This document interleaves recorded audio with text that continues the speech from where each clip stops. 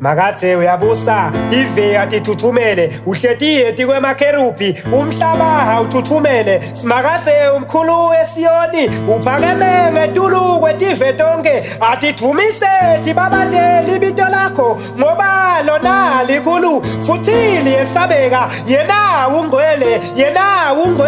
simakathe nguwelo simise kulunga kwenkosi lethatha kubusa ngekungakhethi muntu Welo wehlisela lokuhle kuJakobe waletha kulungane buqotho phakamisanisi makathe uNkulunkulu wethu nikhuleke kusose nabelose tinyawo takhe yena ungcwele